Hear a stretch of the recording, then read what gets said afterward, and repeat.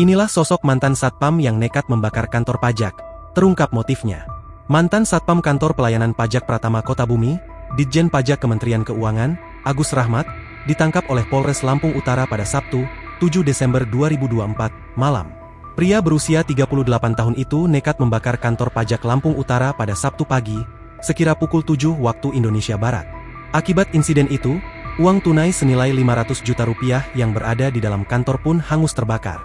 Pelaku ini melakukan pembakaran ke gedung sub bagian umum dan kepatuhan internal Kantor Pelayanan Pajak Pratama Kota Bumi, Ditjen Pajak Kementerian Keuangan, dengan kerugian uang yang terbakar 500 juta rupiah.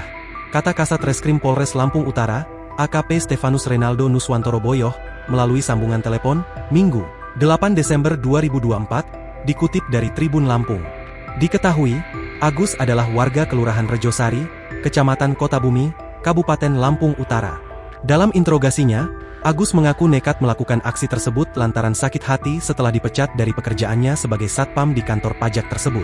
Adapun pemecatan itu terjadi pada Agustus 2024 lalu, yang membuatnya merasa kecewa terhadap manajemen kantor pajak.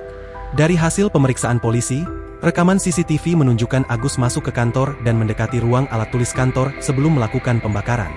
Jadi pelaku ini dengan sengaja memutar CCTV tersebut menggunakan pipa dan keluar membawa tas ransel, kata AKP Stefanus. Agus dipecat lantaran ketahuan mencuri tablet dan barang-barang dinas milik kantor. Petugas pun turut menyita selembar kertas bergambar denah lokasi kantor. Selain itu, ada juga 2 batang pipa yang digunakan pelaku untuk mengubah arah CCTV. Kini, Agus pun diamankan dan tengah dalam proses pemeriksaan lebih lanjut oleh penyidik. Download Tribun X sekarang, menghadirkan lokal menjadi Indonesia.